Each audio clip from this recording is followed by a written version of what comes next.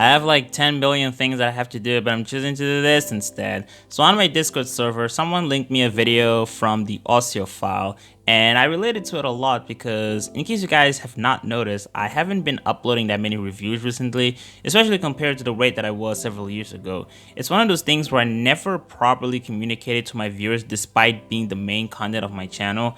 I'm sure most of my subscribers are probably people who took an interest in my reviews, especially the cartoon related videos, and for the longest time I was determined to stick with this type of content for the long run. So what happened these past few months, nay years, that led me to this downfall of interest in reviews? That's why this video is here, because in order to explain why, I have to go back in time.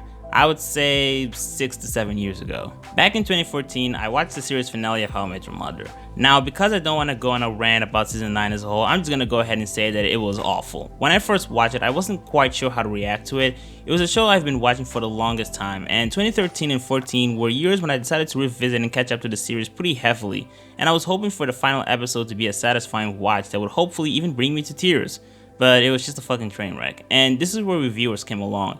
I had read a few comments and articles online reporting the fan backlash, but the reviews I watched on YouTube were the right kinds of catharsis and representation I needed at the time. They explained the reasons why it was such a disappointing finale in ways that I wouldn't be able to elaborate or even identify in the first place. If I had to pinpoint where it all kickstarted, this would be it, because after this I decided to seek out more channels that shared opinions on film. I got into CinemaSins, Screen Junkies, Jeremy Jones, and plenty more, and this exposure was a very important part of my life because it felt like I encountered a culture that I could belong to. Over the years, my watch frequency of movies and television shows have fluctuated a lot due to a lot of circumstances, like moving to a new location that wasn't accessible to the cable and internet companies that I was subscribed to. But 2014 was a big year because my country saw a rise of a few new companies that were available in the region I was in. The most impactful one was the new mobile network I signed up to, and had far better internet than the one I had before, so I had more opportunities to both watch YouTube and, well, download torrents. The film reviewing community was the one I felt the most at home because I related to their interest in the medium of film, and following the discussions even inspired me to seek out and watch movies to catch up to the conversations. I was also learning more about film criticism, which broadened my perspective on entertainment companies and influenced me to look at movies more critically. I had so much respect and admiration for this community that in 2015, I made a big move. I decided to start a new channel where I would strive to become like the people I looked up to. At first, the channel was called Dan's Reviews, now it's Twisted Dan's, and at the time, I didn't really know what the fuck I was doing. I had no experience with VTubing seriously, especially with me having to record myself commentating on whatever subject the video was about, and not to mention my upload rate was pretty dog shit. If I had to pick a year when I started to take my channel more seriously, it would probably be 2016. During that time, I was revisiting and watching for the first time old and new cartoons, and unlike with cinema movies where I felt lost on what and when to talk, with cartoons it was a lot easier for me to build confidence to make videos about them, because I've been watching cartoons since I was a fucking toddler. I felt like I had enough experience with the medium to establish a new voice in the YouTube community. I never even really intended for my channel to exclusively be at cartoons, it just kinda happened naturally, but I would still upload reviews of live action shows and movies every now and then. Even though I never blew up or even reached a point where I became a notable member of the cartoon community, I was still satisfied where my channel was going. I was slowly gaining new viewers, and in 2017 I was getting closer to reaching 1,000 subscribers at a rate faster than the entire lifespan of my channel. I also felt like I was growing as both a writer and an editor. Now I'm just gonna go ahead and say that I can't stomach my 2017 videos. I think a lot of them are shit, but even still, I feel like compared to the unscripted and under-edited mess that were the previous years, I was feeling more like a legit reviewer, and several people who were bigger than me were acknowledging me, which further motivated me to continue this path of a cartoon reviewer. Nevertheless, there was one thing that happened that year that in the long run contributed to the downfall of my interest in reviewers. I started to kind of dislike the cartoon community, more or less. I think more accurate would be to say that I wasn't a fan of the big channels, and thanks to a couple of other people I was associating myself at the time, I was starting to look at YouTube channels in general more critically, and you can even see in some of the videos I made at the time. Now, when it came to the cartoon community, even though I had my fair share of gripes with the conversations that were being held and encouraged at the time, at the end of the day, I was still interested in keeping tabs with the YouTube animation community. I think where this really started to change more significantly was in 2018 because due to some, let's say, goofy schedules I had at the time, I spent a lot of hours listening to the Procrastinators podcast, particularly the earlier episodes. Now, what I like about this period of the podcast history is that the subjects were a lot more content creator driven. It was about talking about the struggles and the values they hold as people creating content on the internet. So oftentimes they would also talk about reviewers on YouTube, which were the ones that they disliked or liked and how they compared to what they were seeking and achieving as people involved in the medium of criticism. I can't express how influential this was to me because I resonated with those episodes not just as a content creator, but also as someone who consumed reviewers online and piecing together what I value out of media criticism and what were the kinds of habits that turned me off made me filter a lot of reviewers that just didn't fit my interests, which accounted for a large percentage of the cartoon community. Now, this isn't me trying to throw shade, but I'm just saying at the time at least, there weren't that many cartoon reviewers that interest me. As for me, I was continuing to release the content that I was expected to. I tried my best to share my thoughts on new cartoons. I was becoming more cynical over time, and I did start to reach a point where I felt like I was either repeating similar points or I wasn't saying enough because I didn't want to repeat arguments that I made in the past, which is one of the reasons why I eventually abandoned the peeking at Netflix cartoon series and scaled back on my first impression videos. Now with all of this, there was actually something else that happened between 2018 and 2019 that affected my commitment to reviews because, as some of you might remember, 2019 was not a very active year for my channel. It was the first time I spent almost 2 months without releasing a video since probably 2016.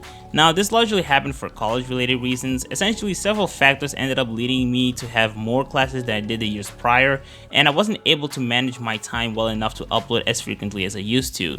This also limited the amount of time I had to consume cartoons, and with me also buying my own personal PS4, I did not have time to watch enough cartoons to make videos about it, and most of what I would consume were stuff I genuinely wanted to have a good time. Now I actually made a video on my birthday that year where I explained this phenomenon, but basically, this was the first time in years where most if not all of what I would consume were stuff I had no interest in reviewing. And while this might not seem like a big deal, for me it was eye-opening because now I didn't have to watch something and feel the urge to write down notes in my head compared to other stuff I've seen and determine whether or not it succeeds or fails at passing whatever set of standards of quality I or others had.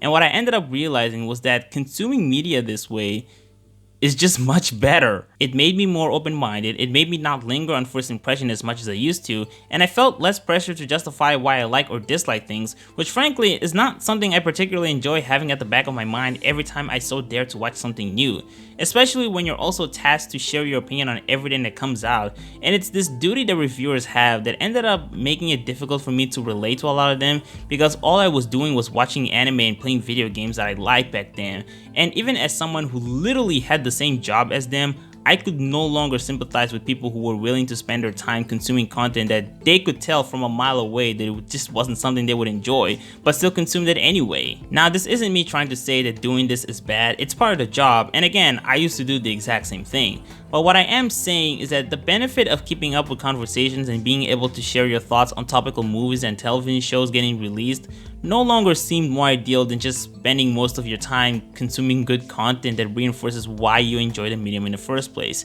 The dissonance I was developing with reviewing culture was starting to affect how many reviewers I was willing to watch.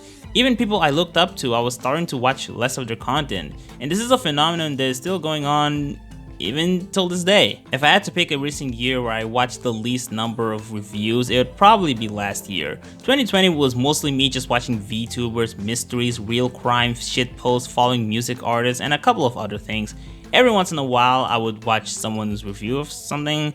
It's still a field of discussion that I can find to be entertaining, although I will say that at this point, the only reviewer I truly follow is Your Movie Sucks, and I don't even watch his quick reviews. It's either the Big YMS videos, Adam and Friends, or stream highlights. I also started to upload less, and even then, videos where I would share my opinions on stuff I consume were usually video game related. I have an easier time talking about video games just because it's an interactive medium where I'm more prone to be passionate about my experiences as a result of me straight up physically and mentally exercising myself. Not spending as much time investing myself in reviewer culture also made me observe it more from an outside perspective.